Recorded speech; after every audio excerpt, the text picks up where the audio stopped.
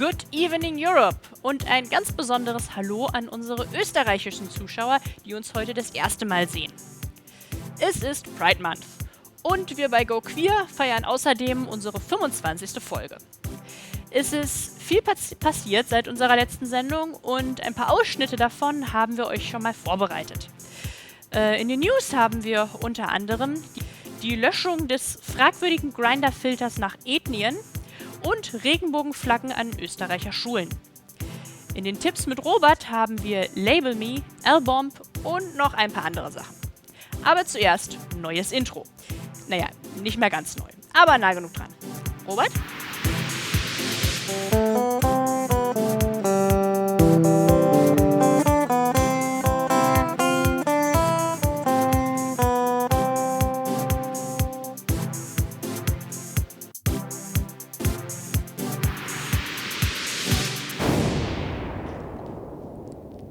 Neu und fancy. Danke, Robert.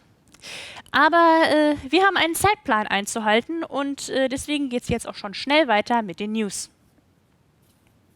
SpongeBob ist queer. Also das lässt sich zumindest von einem Tweet vom offiziellen Nickelodeon Twitter-Account ableiten. Neben einer schriftlichen Solidaritätsbekundung gegenüber der queeren Community hat der besagte Post auch Charaktere im Regenbogenlook gezeigt.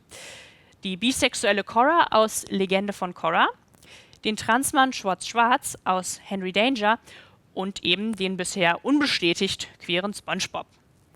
Die Diskussion um SpongeBobs sexuelle Orientierung läuft bereits seit einer Weile, nämlich schon seit einer Folge aus 2002, in der er mit Patrick eine Babymuschel adoptiert. Es ist eben SpongeBob. Damals dementierte der Serienautor Hillenburg allerdings dann noch, dass SpongeBob überhaupt eine sexuelle Orientierung habe. Wenn man sich die Medienlandschaft anschaut, steht überall, SpongeBob ist jetzt schwul. Tatsächlich aber ist er nur mit Regenbogenfarben dargestellt und im Zusammenhang der LGBTQ+-Community genannt worden. Das heißt, das macht ihn ja nicht automatisch direkt schwul, einfach nur queer nämlich. Beispielsweise spielt er ja auch Asexualität mit rein, die ihm ja auch schon mal zugesprochen wurde. Gut, einige von euch brauchen vielleicht einen schwulen SpongeBob zur Legitimation der eigenen sexuellen Identität, nach dem Motto, ihr mögt SpongeBob, ja, SpongeBob ist schwul, ich bin auch schwul, mögt mich also auch. Aber ihr verdient es auch so gemocht zu werden, egal ob SpongeBob nun schwul ist oder nicht. Man sollte die ganze Sache nicht so engstirnig sehen, offen für alle sein und man kann zum Beispiel auch eine Regenbogenflagge zeigen, ohne dass man selbst automatisch schwul ist. Wer käme denn schon auf die Idee, wenn zum Beispiel vor einem Rathaus eine Regenbogenflagge gehisst wird, dass der Bürgermeister schwul sei? Wobei, wenn ich an Rostock denke, oder Jay? Ja, Rostocker Rathaus hat aber eigentlich gar keine Regenbogenflagge. Die dürfen sie nämlich jetzt nicht hissen. Diese Anordnung stammt vom CDU-geführten Innenministerium von Mecklenburg-Vorpommern. Überrascht jetzt, glaube ich, niemanden. Und als Rechtfertigung wird angeführt, dass die Beflaggungsverordnung von Mecklenburg-Vorpommern ausdrücklich die Europa-, die Landes- und die Bundesflagge zu besonderen Anlässen zulässt. Der Rostocker Oberbürgermeister Matzen, der ist parteilos, wollte gerne, dass eine Flagge gehisst wird, aber die CDU hat ihm das eben verboten. Das hat die CDU in der Vergangenheit schon häufiger getan, mit Verweis auf die staatliche Neutralität. Zum Beispiel in 2015 in Sachsen oder in 2017 in Cottbus. Mit der staatlichen Neutralität ist dann wohl gemeint die Neutralität gegenüber der Frage, ob wir queere Menschen denn auch Anspruch auf Menschenrechte haben. Das erinnert mich an die ganz langen Debatten um die Regenbogenfahne in Magdeburg, wo wir hier unser Studio haben. 2011 gab es dann das allererste Mal, wo eine Regenbogenflagge vor dem Rathaus gehisst wurde, quasi über 10 Jahre, nachdem es den CSD ja schon in der Stadt gab. Und vielleicht ist das noch ein übertriebener Gedanke, aber dass jetzt schon wieder über Regenbogenflaggen diskutiert wird, kann auch ein Zeichen dafür sein, wie möglich doch auch ein Rollback erscheint. Also, dass beispielsweise Gleichberechtigung und Rechte für queere Menschen eventuell durch bestimmte Kräfte wieder zurückgenommen werden könnten. Ja, wenn man den Gedanken jetzt ganz schlimm weiterführt, könnte man meinen, erst hängen keine Flaggen mehr, später dafür wieder queere Menschen am Mast. Kein schönes Bild. Aber bezüglich Rückschritte haben wir später mehr. Jetzt kommt erstmal was Positives. Das Schweizer Parlament hat nämlich für die Ehe für alle gestimmt. Seit 13 Jahren ist es in der Schweiz möglich, eine Lebenspartnerschaft eintragen zu lassen. Und jetzt ging es in dieser Abstimmung spezifisch nicht nur um eine Gleichstellung von Lebenspartnerschaften mit der Ehe, sondern auch um Reformen im Abstammungs- und Adoptivrecht sowie Zugang zu Samenspenden für gleichgeschlechtliche Paare. 132 von 197 Parlamentsmitgliedern haben dabei für den Entwurf gestimmt. Allerdings muss man jetzt sagen, dass jetzt erst noch der Ständerat abstimmen muss und im Endeffekt wird dann ein Referendum entscheiden, ob das alles tatsächlich so kommt. Vor dem nächsten Jahr ist also mit keinem endgültigen Ergebnis zu rechnen. Kontrovers ist vor allem die Frage der Samenspende, allerdings nicht nur beschränkt auf den Zugang für gleichgeschlechtliche Paare. Wir sagen trotzdem schon mal Glückwunsch an unsere queeren Geschwister in der Schweiz. Immerhin kommt die Samenspende dort mit dem Gesetz, wenn das denn angenommen wird. Und damit sind auch Adoptionsfragen in der Schweiz dann sogar besser geregelt als in Deutschland, wo es ja doch ganz viele Hürden gibt. Ja, gerade auch für lesbische Frauen ist dort die Lage ziemlich kritisch noch. Ziemlich skurril ist das Argument der Schweizerischen Volkspartei, die da sagt, so eine Eheöffnung bedeutet die Diskriminierung von Kindern. Natürlich, ich würde mich total diskriminiert fühlen, wenn ich plötzlich, wie jede andere Familie auch, 2 Eltern haben könnte. Nee. Also nach der gleichen Logik könnte man ja auch sagen, wenn man Frauen heutzutage endlich die gleichen Gehälter zahlen würde wie Männern, würde das alle Männer diskriminieren. Was ist denn das für eine Logik? Aufwachen. Ja, Diskriminierung bedeutet Benachteiligung. Und wenn man Benachteiligung quasi aufhebt, heißt das ja nicht, dass man die andere Seite damit automatisch diskriminiert. Ja, manchen Leuten fehlt noch etwas das Verständnis, dass Rechte eben kein Kuchen sind und bloß weil eine Gruppe mehr kriegt, das nicht heißt, dass der Rest jetzt plötzlich weniger hat. Aber wir bleiben jetzt erst nochmal in der Schweiz, denn der Schweizer Ständerat hat jetzt für eine Vereinfachung der Geschlechtseintragsänderung gestimmt. Die Änderung des Geschlechtseintrags ist aktuell ein langer, teurer und bürokratischer Prozess, wie eben auch hier in Deutschland. Jetzt wurden Änderungen beschlossen, die aber leider nicht durchgängig positiv sind. Aber zuerst mal das Gute. In Zukunft soll es reichen, eine Erklärung vor dem Standesamt abzugeben, um eben in den Ausweisdokumenten den Geschlechtseintrag ändern zu lassen. Negativ ist leider, dass Minderjährige in Zukunft das nur noch mit Zustimmung ihrer Erziehungsberechtigten vornehmen lassen können. Ich denke, ich muss nicht erklären, dass sich die Situation für minderjährige Transpersonen in wenig unterstützenden Familiensituationen dadurch ziemlich verschlechtert. Außerdem gibt es in der Schweiz keine dritte Option und auch keine Möglichkeit, den Geschlechtseintrag komplett löschen zu lassen. Da ist die Schweiz aber immerhin wieder Deutschland ein Stückchen voraus. In Deutschland gab es kürzlich eine Demo für ein Selbstbestimmungsgesetz. Die Grünen haben dort nämlich eins jetzt vorgeschlagen, das das Transsexuellengesetz ersetzen soll. Denn dieses Transsexuellengesetz aus den 80er Jahren ist noch viel zu umständlich geregelt und bringt so viele Hürden mit sich und so viele Regelungen, Gutachten, die dort die Menschen durchlaufen müssen. Ja, und so richtig Inter- und Non-Binary-Menschen werden in dem Gesetz auch nicht mitgedacht. Also da muss auch in Deutschland was passieren. Da ist die einfache Regelung der Schweiz definitiv zu begrüßen. Ja, wie ich eben schon gesagt habe zum Thema Rückschritte, der Bundesgerichtshof, der hat jetzt den Eintrag des dritten Geschlechtes auf Ausweisdokumenten rein auf Intersexuelle beschränkt. Seit 2018 gab es ja erstmal etwas Erleichterung für nichtbinäre, transidente und intersexuelle Menschen, denn der Geschlechtsantrag konnte seitdem nicht nur gelöscht, sondern auch auf divers geändert werden. Jetzt kam allerdings der Rückschlag, denn der Bundesgerichtshof hat eben beschlossen, dass diese Regelung nur für Interpersonen gilt, die ein entsprechendes ärztliches Attest vorlegen. Nichtbinäre Menschen, für die soll weiterhin das TSG, also das Transsexuellengesetz, gelten, das neben Zwangstherapie übrigens auch 2 Gutachten von sogenannten Sachverständigen fordert. Das Gesetz aus den 80ern steht schon länger in der Kritik, einfach weil es nicht mehr zeitgemäß ist. Nicht nur Einzelpersonen haben sich jetzt kritisch gegenüber dieser Entscheidung geäußert, sondern auch Organisationen wie zum Beispiel der LSVD haben sich zu Wort gemeldet. Immerhin, am 19. Juni hat die Debatte begonnen über Anträge der Grünen, der Linken und der FDP, die eben das Transsexuellengesetz komplett aufheben wollen und mit einem auf Selbstbestimmung bauenden Gesetz ersetzen sollen. Jetzt fassen wir das mal ganz logisch zusammen.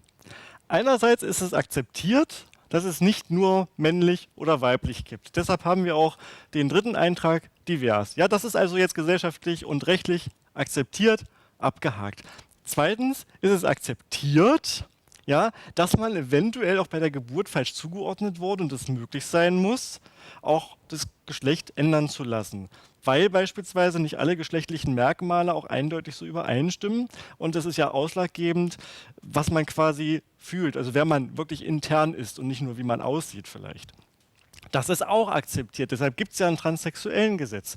Und jetzt soll man nicht von weiblich oder von männlich auf divers wechseln können oder nicht von divers wieder woanders. Also warum ist dann nur noch ein Wechsel zwischen männlich und weiblich möglich und nichts anderes mehr? Warum unterscheidet die Gesetzgebung überhaupt noch so stark zwischen trans und inter, wenn es eigentlich beides die eine Geschlechtswahrnehmung betrifft? Das ist, also jeder Mathematiker wird doch hier 1 und 1 zusammenzählen und sagen, mach das doch für alle. Ein etwas kurioser Fall aus Wien. Da sind 3 Angeklagte, wo sich die Frage stellt, sind sie Diebe oder einfach schwul? Ihnen wird nämlich vorgeworfen, dass sie aus Rumänien nach Österreich eingereist sind, spezifisch um in Luxus-Fitnessstudios Spinde aufzubrechen und teure Uhren zu klauen. Die Verteidigung sagt jetzt, dass die Männer in den Fitnessstudien gewesen sind, um andere Männer anzusehen und eventuell kennenzulernen. Die Staatsanwaltschaft hält dagegen, dass Fitnessstudios für sowas ein unwahrscheinlicher Ort wären und verweist auf andere Etablissements wie Bars und Clubs, die sich auf schwule Klientele spezialisieren. Es bleibt jetzt abzuwarten, wie das Urteil ausfällt, denn es fehlen belastende DNA-Spuren. Bei einem Schuldspruch drohen den Angeklagten allerdings bis zu 3 Jahre Haft. Dieser Fall ist eigentlich ein gefundenes Fressen wieder für die Medien, weil die können ihrerseits auch wieder schön in die Klischeekisten greifen und mal gucken oder die Implikationen auf die Leute rauswerfen, schauen, wie die so reagieren. Denn worauf zieht das Ganze eigentlich ab, wenn man es jetzt in die Masse trägt? Man wird verleitet, wenn man so einen Artikel liest, jetzt gleich wieder Klischees zu Ausländern rauszuholen, in dem Fall sind es Rumänen, auch Klischees zu Schwulen herauszuholen und dann zu gucken, naja, welche Klischees wirken jetzt stärker und wer ist jetzt welcher Meinung. Fakt ist tatsächlich, in dem Fall muss das Gericht klären, was tatsächlich vorgefallen ist. Alles andere sind wirklich nur Vermutungen, Glaskugel lesen, das bringt einem nichts weiter. Man könnte höchstens über den Zusammenhang schmunzeln, wie man jetzt Schwulsein mit Rolex-Klau in Verbindung bringt. Und ich frage mich unterdessen, oder ich frage euch, bin ich vielleicht nur hier, um Sendung zu machen? Oder bin ich tatsächlich hier, um eure Herzen zu stehlen? Auch unsere nächste News kommt aus Österreich. Um genau zu sein, geht es dabei um das Wiener Schülerprojekt Flag Included. Koordinator und Gründer Michael Kudler will damit Sichtbarkeit und Akzeptanz von LSBTI-Schülern an österreichischen Schulen fördern. Das spendenbasierte Projekt stellt Schulen kostenlos Pakete mit Informations- und Lehrmaterial zur Verfügung. Und auch dabei ist eine Regenbogenfahne, die an den Schulen aufgehängt werden soll. In Zukunft sind auch Workshops und Fortbildungen, die über das Projekt organisiert werden könnten, in Planung.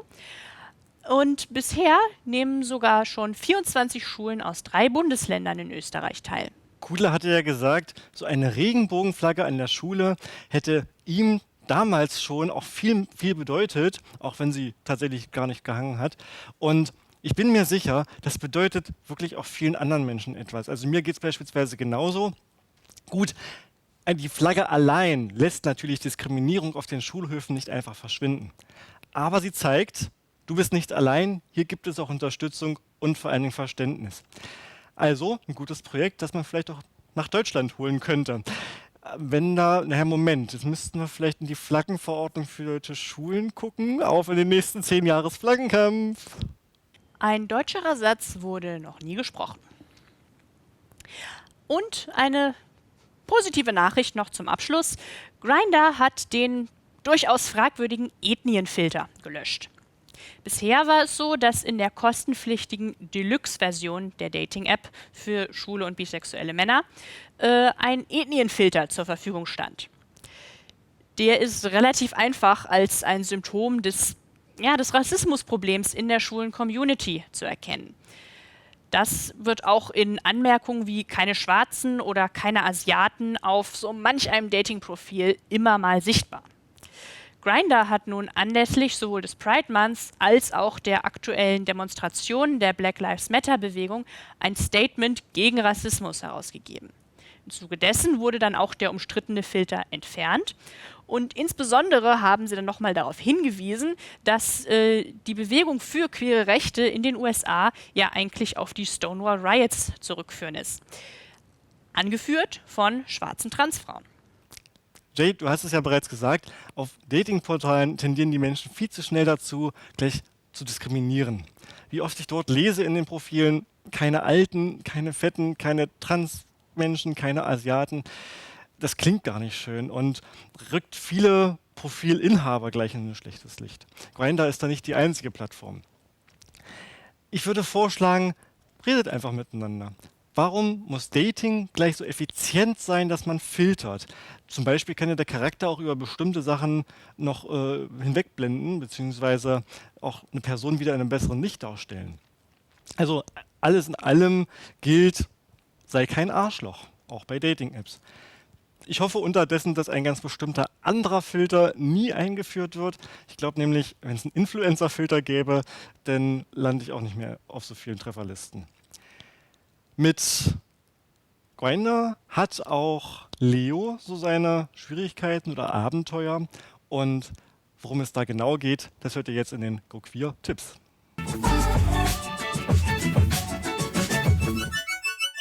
Was machst du, wenn du deine Traumperson auf einer Online-Plattform kennenlernst? Anschreiben? Heimlich vergöttern? Vielleicht sogar stalken? Also in dem Film Bathroom Stalls and Parking Lots ist fast schon Letzteres der Fall. Hier macht sich Leo nämlich mit seinen Freunden Donny und Hunter auf die Suche nach seinem Traumtypen von Grindr, nämlich Tota. Die drei haben sich vorgenommen, durch jede Bar in San Francisco zu ziehen, um zufällig auf diese Person zu treffen. So lernt man als Zuschauer auch ganz nebenbei die Clublandschaft in San Francisco kennen, aber nicht nur die, wie der Titel zu Deutsch übersetzt Toilettenkabinen und Parkplätze verrät. Ob sie Tota finden? Keine Ahnung. Ob dabei viel anderes Aufregendes passiert? Schaut es euch mal an. Der Film ist auf DVD draußen und auf den Videoplattformen.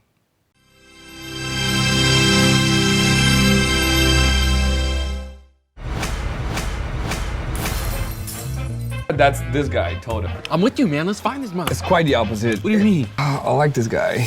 All right. Well, what's the plan? We'll hit every single bar we have to. Back there, right where we were madly in love. Back there. Every time I go out with Donnie, crazy stupid happens. It's like every time. People harm us in ways we don't even realize. Because we met each other on Grindr, there's this stigma preventing us to be more than just buddies. But they're not buddies. No, dude, we have so many options that sometimes you forget how good it feels to have only one. You gotta let him know how you feel. Let's go find him right now. I picked up an accent. Where are you from? Brazilians are the worst. We wouldn't do anything. I have a medical condition.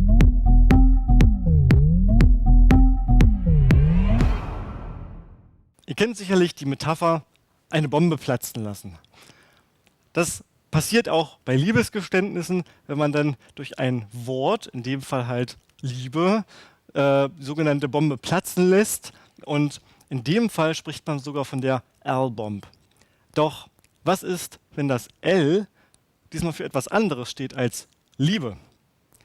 Im gleichnamigen Film L-Bomb sind Lauren und Hailey glücklich verliebt. Aber ein Outing von Lauren bei ihrer Familie fehlt noch. Dumm nur, dass diese ihren Mitbewohner Austin für ihren festen Freund hält und diesen unbedingt kennenlernen will. Noch dummer läuft es, dass auch gerade der beim Thanksgiving-Fest der Familie auftaucht, auf den sich Lauren eigentlich outen wollte. Nun folgen zahlreiche Gags und Verwechslungen, die man aus anderen Familienkomödien und Familienfestkomödien kennt. Zum Mitlachen könnt ihr euch den Film aber ab 10.07. per DVD holen oder auf Video on Demand reinziehen.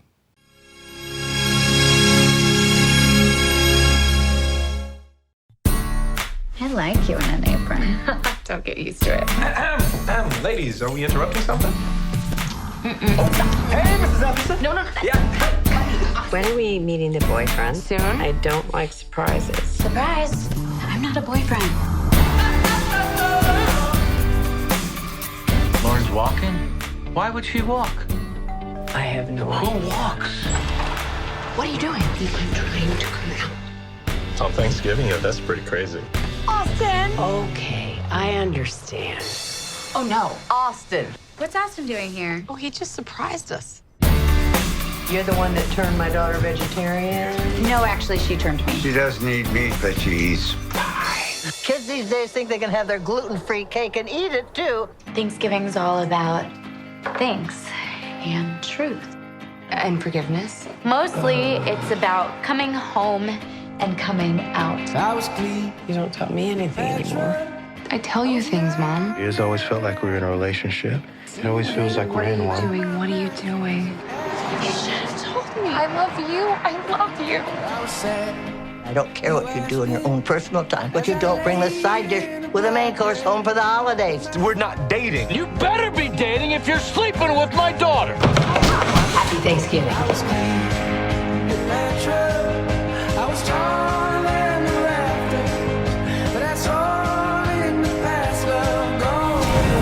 Get the turkey! Wait, you gotta make it go away, my Trying to come out of the closet here, people!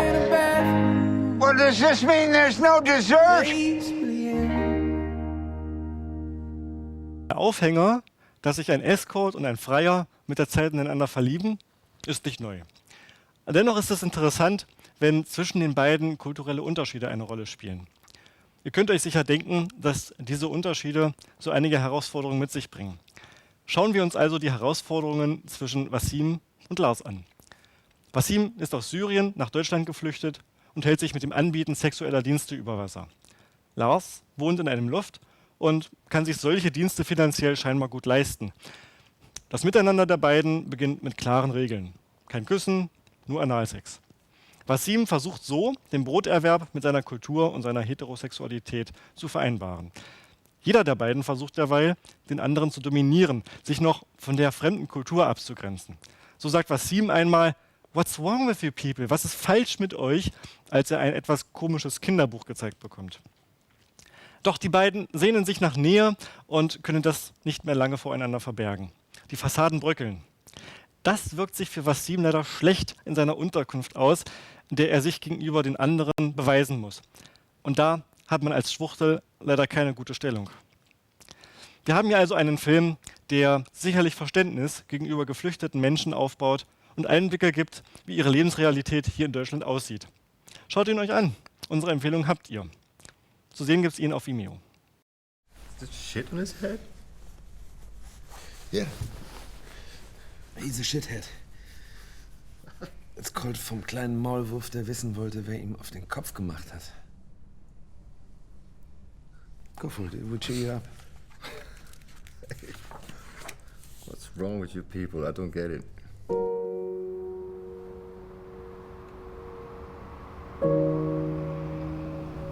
What's your name? Wassim. Lars. Hi. Hey. Okay, listen. Here are the rules. I fuck you as long as you can take it.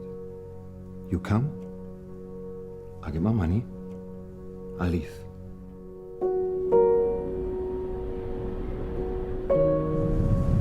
You have a license? Kind of. What does that mean, kind of? You have a license or Yeah. why not? I gave myself a license. You give yourself a license? Okay.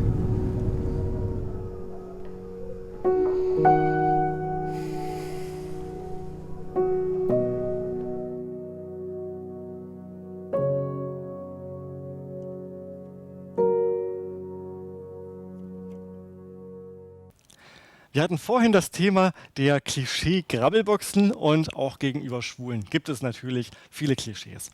Eines ist, dass Schwule einen besonders ausgeprägten Modegeschmack haben und man sich ihr queeres Auge doch gern für Rat zunutze macht. Die gleichnamige Lifestyle-Serie Queer Eye macht sich das zunutze. Hier gibt es nicht nur Einrichtungstipps und Stilberatung, sondern auch Beziehungsratgeber für zum Beispiel Feuerwehrmänner, Handwerker, werdende Eltern, einer Lehrerin oder, wie in der nun erscheinenden 5. Staffel, einem homosexuellen Pfarrer, einer Hundefriseurin, einem Brautvater, einem ehemals obdachlosen Autor, einer Generation Z-Aktivistin, einem alleinstehenden DJ. Wann waren die denn bei mir? Egal. Einer hingebungsvollen und besorgten Mutter, einem Fischhändler, einer Kinderärztin und einem Fitnesstrainer. Die Staffel hat insgesamt 10 Folgen, die jeweils ca. 45 Minuten lang sind und ihr könnt sie euch auf Netflix angucken. Ja, und das waren dann die Tipps, vorgestellt von Robert. Vielen Dank. Und wer uns regelmäßig zuschaut, also nicht unbedingt aus Österreich ist, der weiß, was jetzt kommt, nämlich die Abmoderation. Ja, wir sind am Ende der Juni-Ausgabe angekommen. Es ist eben sehr viel passiert seit der letzten Sendung. Alles konnten wir nicht ansprechen, aber ich denke, wir hatten eine ganz gute Auswahl. Wir wünschen euch einen frohen Pride Month. Feiert schön, aber verantwortungsbewusst. Wir haben immer noch Pandemie. Und wir sehen euch dann hoffentlich im Juli wieder. Bis dann und Hände waschen nicht vergessen.